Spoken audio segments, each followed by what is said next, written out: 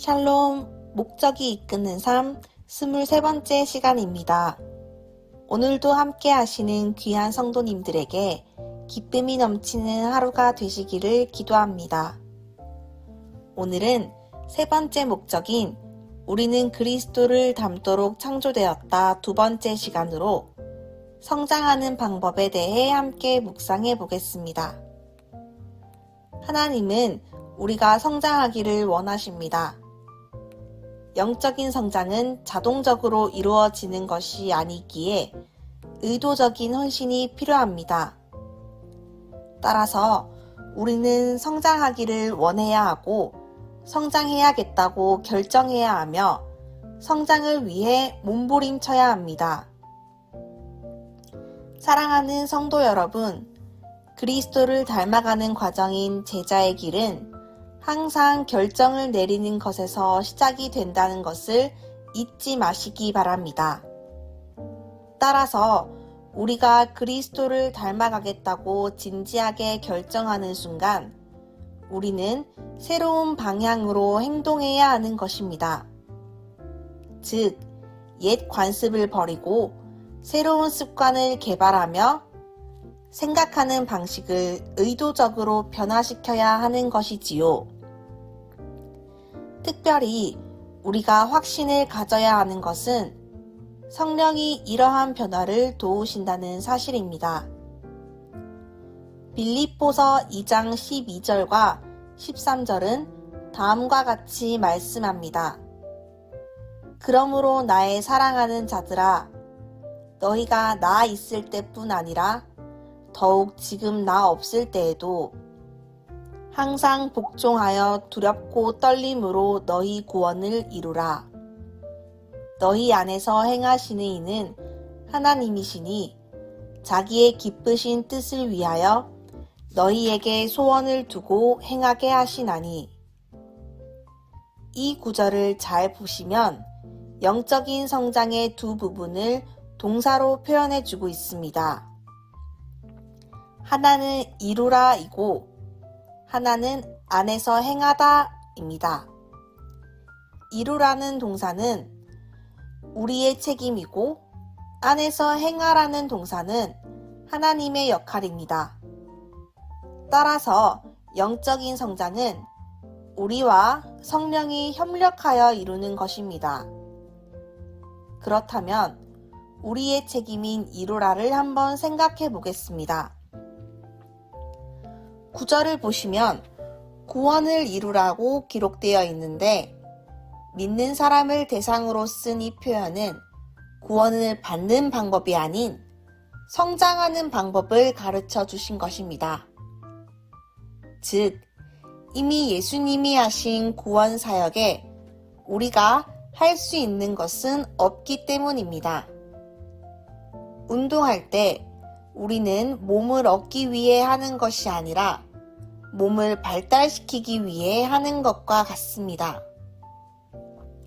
여러분, 퍼즐을 맞출 때 우리는 이미 모든 조각을 가지고 있습니다. 우리의 임무는 조각들을 가지고 하나의 그림을 만드는 것입니다. 농부가 땅을 경작하는 이유도 땅을 얻기 위한 것이 아니고 이미 갖고 있는 것을 개발하기 위한 것입니다. 마찬가지로 하나님은 이미 우리에게 새로운 삶을 주셨습니다.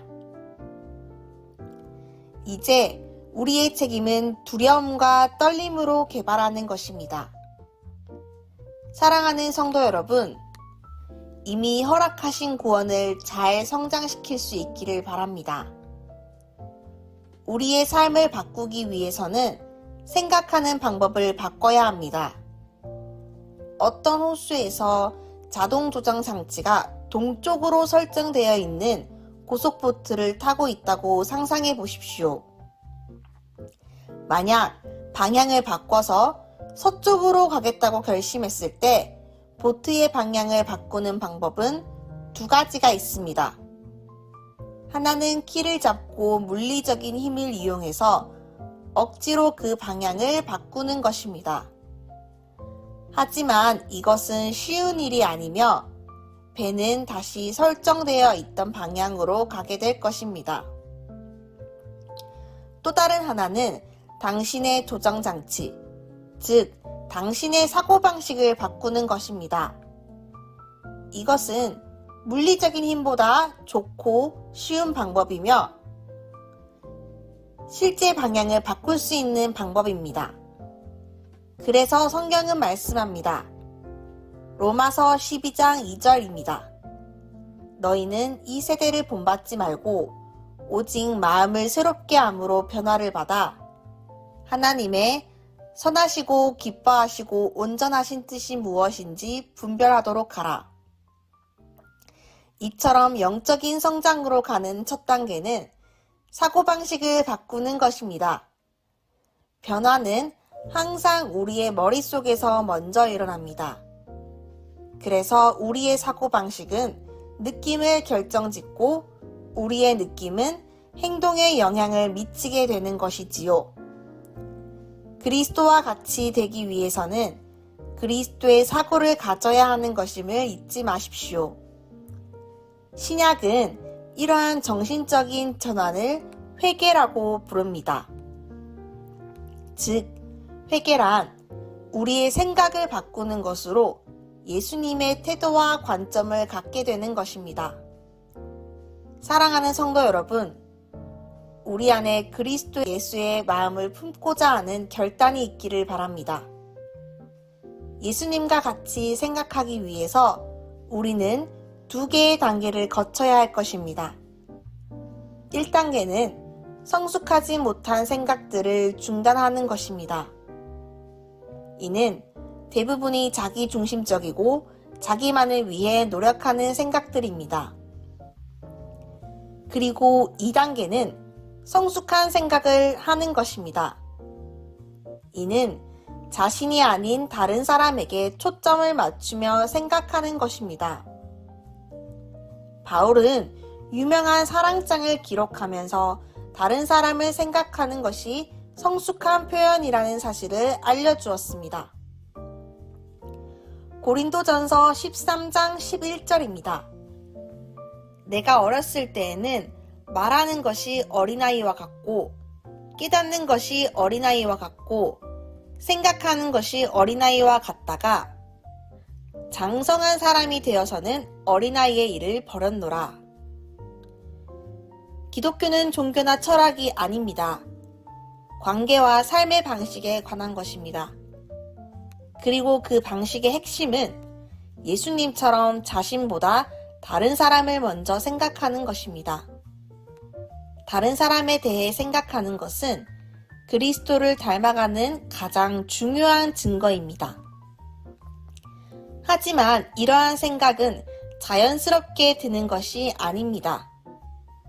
문화를 거스르는 것이며 어려운 것입니다. 그럼에도 불구하고 감사한 것은 우리를 도우시는 손길이 있다는 사실입니다.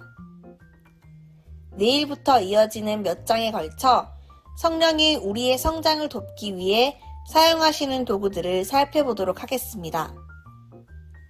적용을 위한 질문입니다. 삶의 어떤 부분에서 나의 사고방식을 버리고 하나님의 사고방식을 따라야 할까요? 우리의 삶의 방향이 바뀔 수 있기를 바랍니다. 오늘도 함께 하신 귀한 성도님들께 감사를 드립니다. 내일도 기대하는 마음으로 함께 해주시기를 바랍니다. 감사합니다.